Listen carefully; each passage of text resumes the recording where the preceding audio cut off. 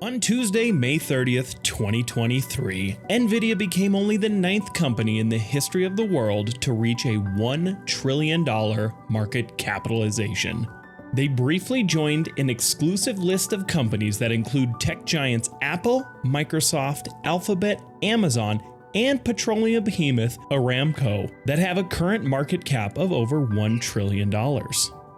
So the question must be asked, how did a company that started only 30 years ago become a company that is worth nearly 3 times more than Samsung? On February 17, 1963, Jensen Huang was born in Tainan, Taiwan, a city located in the southwest of Taiwan with a population of roughly 120,000 people at the time of his birth. Though Jensen only lived in Taiwan for a short period of time before moving with his family to Thailand. But with the Vietnam War raging on in nearby Vietnam, his family decided to emigrate to the United States to create a better life for their 2 sons. After living briefly in Oneida, Kentucky, they moved to the Portland area in Oregon. Huang was sent to a school for difficult children where his main chore as a 9-year-old was cleaning the toilets in the dorms. While in high school at Aloha High School in Aloha, Oregon, Huang competed in the U.S. Table Tennis Championship and placed 3rd in the junior doubles division. Huang also worked at Denny's at this time. It was his first job. After graduating from Aloha High School, Huang continued his education at Oregon State University, where he received his undergraduate degree in electrical engineering. Following his time at Oregon State, he received his master's degree in electrical engineering from Stanford University in California, a university that has produced a staggering 74 billionaire alumni. After his time at Stanford, Huang worked at LSI Logic and AMD. When Huang was 30 years old, he founded the company we all know and sometimes love, Nvidia. Nvidia was founded on April 5, 1993 by Jensen Huang, Chris Malachowski, and Curtis Preem. The 3 men founded the company over a nice breakfast at this Denny's location in San Jose, California.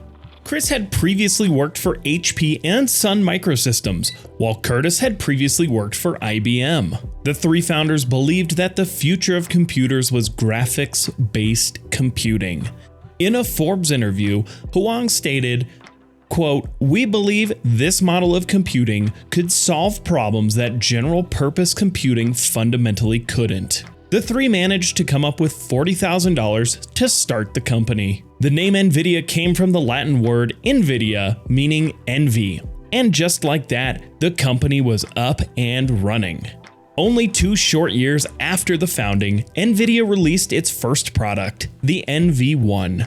The NV1 was a PCI multimedia card that was manufactured by SGS Thompson and sold to retail by Diamond as the Diamond Edge 3D. While the card did not sell well, it was a compelling first product from a new company. Nvidia went public in January of 1999 with an IPO price of $12 per share. Shortly after their IPO, Nvidia released its most powerful and popular graphics card to date, the GeForce 256. The 256 was marketed as the first GPU. This graphics card could process a minimum of 10 million polygons per second, which was 50% more than its main rival at the time, the 3DFX Voodoo 3. Due to Nvidia's recent successful products, they won the contract to develop the graphics hardware for Microsoft's new Xbox game console. This earned Nvidia a cool $200 million from Microsoft to develop the hardware. Nvidia later helped develop the PlayStation 3 from Sony. From their first GPU release in 1999 to 2009, Nvidia's market share had grown to nearly 70%. They had acquired their main rival 3DFX and were running ATI out of business. By 2011, Nvidia's top card, the GTX 590, was nearly 300 times faster than the original GPU, the GeForce 256. 12 years, a dozen acquisitions, and a couple of class action lawsuits later, our story brings us to, well, today. Like and subscribe. Today, Nvidia is a tech Goliath that sells over 30 million GPUs every year and has an 80% market share. With AI being the next big thing in tech, Nvidia is in a great position to grow well above a $1 trillion market cap. Nvidia's GPUs are used to power generative AI, and with the recent AI boom, their future looks bright.